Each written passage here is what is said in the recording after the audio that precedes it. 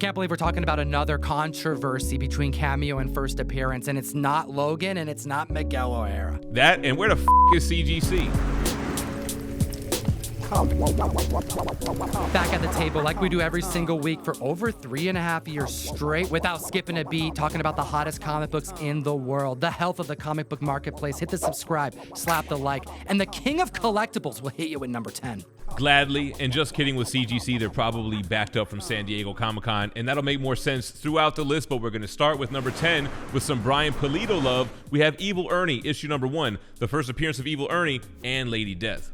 Case in point, the recent Lady Death cybernetic desecration campaign funded to over $500,000 with over 3,000 backers. That's why we chatted about this book last, was because of that Jenny Frizen cover that had a low printing of 90, which I saw at San Diego Comic-Con and was very wanted. And I also saw Brian Pulido, shout out to the Sworn. Clearly, Brian knows how to run a successful crowdfunding campaign. They've amassed over $2 million off the last 4. You had to pledge up to $933 just to qualify for that Jenny Frizen variant. But those are recent campaigns. Over 30 years ago, Brian Pulido did his first comic book published work with Evil Ernie number 1, a double key, and we saw a 6.0 hit the market for the first time ever, selling for $165. The 9.4 is up, selling for $700. That's an increase of 27%. And then we have the elusive high grade 9.8, selling back in 2022 for $4,500. But we're in a adjustment period. Well, we also have a record-breaking sale, a 16% increase with an all-new high, $5,200 hot damn. And moving on to number 9 on the list, I can't believe we have yet another first appearance debate on our hands, but we've got Conan the Barbarian, issue 23, the first appearance of Red Sonja. Like Hulk 180 and 181, the argument over cameo and first appearance isn't really just a collector's argument. There's a history to it. There's a reason for it, and it all stems from the Overstreet, just like this issue of Conan, where Red Sonja is present in over 20 panels, but gets her real debut in issue 24.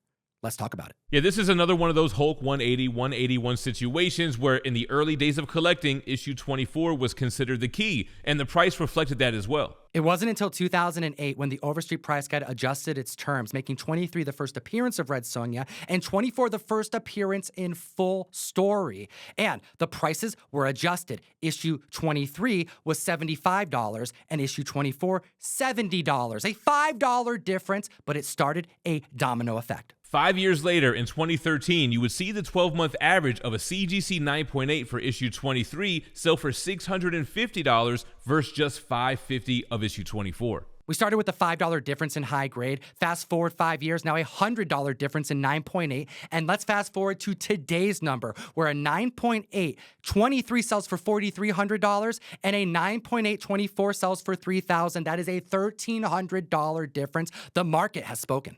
And collectors have their sights focused on this issue today because we did see the debut of the Red Sonja trailer at San Diego Comic-Con, a movie that's completed and packaged, ready to go, still looking for distribution. Considering the writer's strike is still going on and there's no end in sight, knowing that there's a completed movie just ready to go has me a bit more excited and optimistic about this release. More than I did prior to San Diego Comic-Con, that's for damn sure. The 5.0 is up 7%, selling for $107. The 7.0 is selling for $150. That's 3% up. And the 7.5, in which 2 copies outsold the average, high sales sold for $175 for an increase of 4%.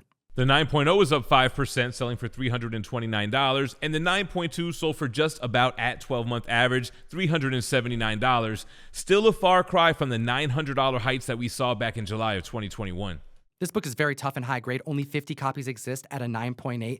And knowing that the San Diego trailer dropped, pushing this book on multiple lists that we discuss, we track those census count numbers. And since we chatted about this last 2 weeks ago, there's been one new slab added to the census, which does not make sense. Everyone and their mom submitted this book at San Diego Comic-Con, only giving more credence to the hypothesis that CGC is backed up, and we are likely going to see a flood of graded comics in coming weeks. And I can't believe there have been no more issues added to the census of this book. Number 8 on the list is Ultimate Fallout 4, the first appearance of Miles. The 8.0 is selling for $425. That's an increase of 7% when you compare it to the 12-month average. The 9.2 is up $1, less than 1%, but it's selling consistently at $515. The 9.4 is selling for $736. That's an increase of 35%. And the 9.6 is selling for $750. That's an increase of 6%. We have been covering this book on and off for years now, and as of late, it's been teetering around the $2,000 marker. The last GPA recorded sale, August this year, $1,575, had to have been an auction, and that had to have been a deal. I was almost a buyer at $2,000. Crazy to see it go for $1,575. And although the writers-actors strike is going to delay this, there's still a lot going on for Miles, especially the Spider-Man 2 video game. It's clear that the writer's strike is having an effect on pricing of comic books right now because these hot books are a bit longer term spec. So as people start buying the other hot books, these ones are starting to be purchased at a deal. But I want you to watch these prices closely because over the next couple weeks, clearly there's going to be a supply increase. CGC isn't just not grading any copies of this book. Even though they're reporting a 0% increase, I suspect we're going to be back at the table to report some monster numbers. That increase in supply with these low prices means that there may be more deals to be had. And speaking of modern key issues with low prices, number 7 on the list, he's back. We have Star Wars Heir to the Empire #1, the first appearance of Grand Admiral Thrawn. And just weeks away from the Ahsoka Tano series, we have an 8.5 selling for $150, up 43%, and a 9.0 selling for $169. That's an increase of 22%. Take a look at this barcode, 9.0 Newsy, selling for $235. That's up 24%. The 9.2 direct market copy is selling for $180, Shutout Logan, for an increase of 16%. And the newsstand 9.2 is selling for $295. That's an increase of 21%. The 9.8 direct market copy had a high sale over this last week of $1,000. That's an increase of 3%. But wait, there's more. Remember when I told you to be watching those auctions? Well, a member recently was able to snag a 9.8 direct copy for $750. Now, if you want to buy this book right now on eBay, you're paying at least $1,000 buy it now price. So when you see a report of a $750 low, it doesn't mean that the book has adjusted. There's a lot of factors that go into why an eBay listing may sell for under market. But what it does tell you is that you need to have your safe searches on, be on the hunt, because even these high prices, these average prices, can still be beat if you have some patience. I think that 750 was a great pickup. The Ahsoka Tano show debuts on August 23rd. They're going to drop 2 episodes, and he's not guaranteed to show up in those first 2, so it could be still a few weeks before we see him on the screen. Don't you find it interesting that this book is down so much, so close to the show? Like, typically it's the opposite effect. Most of the time, this is when these books hit their heights, and members are either holding or waiting to purchase until they start seeing the show. Yeah, this could be due to the influx of books that hit the census. We saw an increase of 102 since we talked about this on June 5th, and 78% of them came in high grade, 9.0 to 9.8. There's a lot to know about comic collecting. It's so much that most people don't venture in because it's so complicated. So many volumes, so many restarting of issue number 1s. The best way you can keep track of not just collectibles, but also get like reading order and suggested pricing and so much more is downloading the best comic app in existence. I use it every single day. I use it more than Instagram, YouTube. I check it more than I check my bank account. I'm talking Key Collector Comics. Use code TOM101, unlocks a free 2-week subscription of the app. And the app is free for everyone to use. The added cost gets you those categories that are going to make you money, save you money, investment kind of stuff. But if you just want to learn about funny books and catalog your comic books and get like a value of your entire collection, support the show and download the app, available on both Androids and iPhones. And the next book on the list, I refuse to believe no one has graded, but we're seeing 0 new comics added to the census. Spider-Man 2099, issue number 1. And I'm so happy to see this book get the respect and love that it deserves. It doesn't really need new additions to the census. There are over 8,300 copies. It's in abundance, it's super affordable, and it's hot as hell. It's been on the list every single week since Across the Spider-Verse came out. Dude, I love that like low-key plug for your preferred issue number 1, but I digress. We have the first appearance and origin of Spidey 2099.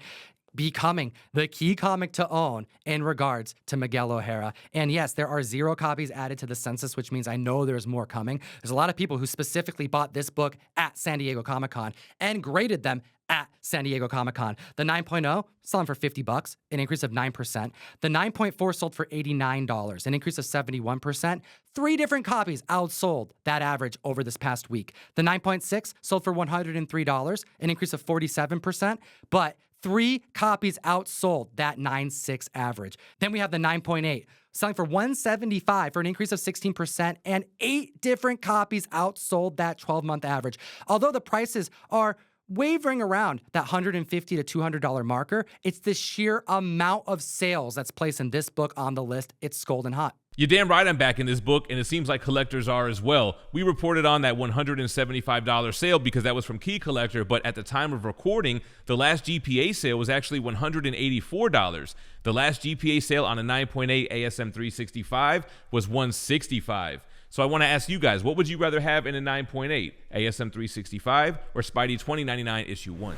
I'm like actually a little in shock seeing ASM 365 trail behind Spidey 2099 number 1. I do have to hear the community's thoughts while we chat about number 5 on the list, Blue Beetle number 1 from 1964. We're talking about the OG Blue Beetle from the Golden Age who made his way to Charlton Comics in the Silver Age for a brief stint before they revitalized the character. But a key appearance in this comic has brought it to the list. Yeah, this one is all about that scarab. That's the narrative that they're going to go with in the movie, even though they're using the Jaime Reyes character. We have a CGC 6.0 sell for $304, 7% above average. The 6.5 broke record. It last sold for $309 back in 2021, up 8%, now selling for $335. The 7.0 sold for $383 back in April. It's up 13%, selling for $434. And the 9.8 sold for $6,600 back in 2017. It's got an all-new record breaker, 302% increase, selling for $26,500. This is the new origin of the Blue Beetle, telling the tale about how the original Golden Age Blue Beetle acquired the scarab and how that would then be reutilized in other origin issues as that mantle was passed to Ted Kord, as well as Jaime Reyes, who is headed to the screen. And speaking of which, it's looking pretty optimistic. You know, a lot of members thought that this wouldn't be a groundbreaking film, even though it's going to be the first Latino-led DC film in history. The movie had a budget of $120 million and was originally projected to make just $17 million during the box office opening weekend, which has since been upped to $30 million. They're going to want to perform well if they don't want to go down the same road The Flash went. The Flash had a $55 million opening weekend. No one saw it after the first couple weeks, which seems good in comparison to Blue Beetle, but it had a $200 million budget, making it the 6th biggest failure in cinema history. And that brings us to New Mutants 98 at the list at number 4, the first appearance of Deadpool, and full production for Deadpool 3 shut down because of the writers and actors strike, making this book one to watch and spec on, but I'm curious if it has much legs long term. And there's probably a stack of these sitting over at CGC because you can't tell me only 27 have been graded since we talked about this just 2 weeks ago. We have a CGC 9.0 that sold for $370, 3% above average. The newsstand 9.2 sold for $450, that's 7% up. The direct market 9.4 going for $550, up 23%, and then the newsstand 9.4 going for $650, up 28%, and we had 2 copies that sold and outsold that average. We have a direct 9.6 selling for $625, a 7% increase, and 3 different copies outsold the 12-month average. And the 9.8 is selling for $1650 on the high end for an increase of 8%, and 3 different copies outsold that average over this last week. Everything from a 9.0 and up is either holding steady or selling for less than it did 2 weeks ago, except for that 9.8, which is up $100. The writer's strike has no end in sight right now. They're approaching the 100-day marker. Reps from the studio met with the Writers Guild, and both left the meeting displeased this past week, only keeping the writer's strike going strong and potentially causing some more lulls in the comic book marketplace. Clearly, the hot books are affected by this strike because of the lack of news, and the focus is going elsewhere as other movies and shows take the spotlight. Case in point, the next book on the list, number 3, Star Wars issue number 1. We've got Ahsoka Tano coming out for sure this month, and we have a lot going on in the future. Trailers dropping, there being news and hype in the mainstream clearly is affecting comic books, because I don't really see Star Wars 1 being a prime time to spec on right now, unless you're looking to get it on the cheap, because we have a 9.8 low that we haven't seen since 2021. This is the 3rd week in a row that this book has made the list. No new slabs since last week. Seems kind of suspect. I'm sure there's a stack on someone's desk. But we got an 8.0 that sold for $355, up 43% from its 12-month average. The 9.0 is up 4%, selling for $375, and 2 copies broke the average. The 9.4 is up 18%, and the 9.6 is up 5%, selling for $1,015. The 9.8 heights this book reached was $9,600. It had always been around a $1,000 9.8 book, but it has been selling near the $4,700 marker for quite some time. This past week, for the first time since 2021, we saw a 9.8 not hit the $3,000 marker, selling for $2,994. You gotta watch your auctions on these hot books, comic fan.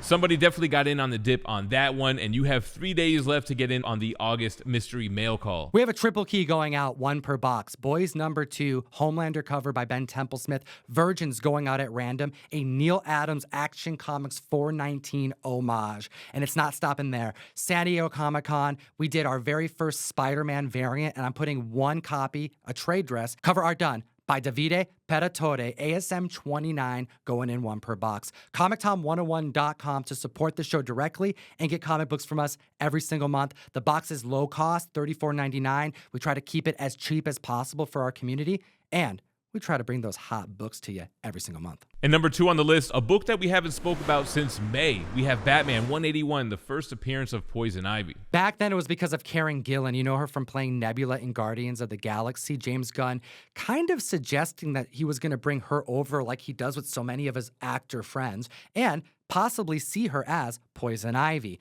Well, this book is a monster key regardless of what's happening in the mainstream, akin to Harley Quinn, but debuting in the Silver Age, making it very tough to get in high grade, and even completed. Similar to Action Comics 340, this one has a pinup of Batman and Robin that kids would rip out, making them incomplete copies when submitted to CGC. We got a CGC 0.5 incomplete copy, sell for $275, which is 35% above average. And get this, this is a book that started the groundbreaking comic boom back in 2020 when one of 4 9.8 copies hit the market and sold for $90,000. People had never seen Silver Age books of this caliber hit those heights, and it raised the floor across the board. Well, we were there. We covered it when it happened, hit the subscribe button. And back then, earlier that year, a complete copy graded at a 0.5 would sell for $75. And Jem just reported on an incomplete 0.5 selling for $275. That shows you how much interest there is in this comic book and how much it's grown over the last 3 years. This week, we saw a CGC 2.5 and 3.5 sell for 3% above average. The 3.5 had 2 copies that outsold it. The 4.5 is up 11%. The 5.0 is up 5%. The 6.0 is up 24%, selling for $1,500. And the 6.5 up 12%, selling for $1,650. This is some great spec. It's an awesome cover featuring both the Boy Wonder and Batman kind of fighting over Poison Ivy on the center. And I do know that there is a 9.8 that's been solicited that's likely coming to market in coming weeks. I'd be surprised if that $90,000 height isn't beat, regardless of market conditions. Hit that like, slap the subscribe. This is the #1 hottest comic book of the world, the book that the market has championed, the key issue of Deadpool 3. We're talking about Wolverine, issue #1 from his first miniseries, the iconic Frank Miller key. Again, Jem, no new slabs added to the census. We are going to see an uptick, and seeing how low this comic is being purchased, I think there may be some more dips for some of the last times, possibly. With that writer strike attached, I'm watching this book closely. And Jem, I know you're hunting for this as well. The 9.0 sold for $160, up 8%. 9.2, $206, up 31%. The 9.4, $199, that's up 6%. The newsstand 9.4 sold for $332. That's 41% above average. The direct market 9.6 is up 5%, and the newsstand CGC 9.8 sold for $1,300. That's 3% above average. The 3.5 actually broke record, last selling for $58 back in 2021, up 52%, selling for $88.